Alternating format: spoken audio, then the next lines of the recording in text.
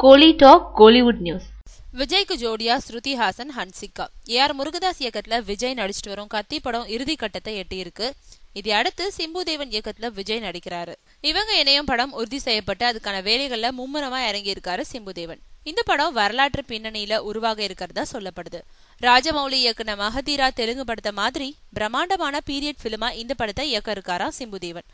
மேலும் விஜய் இந்த படத்துல அப்பா மகன்னு 2 வேஷங்கள்ல நடிக்க இருக்கிறதாகவும் சொல்லப்படுது.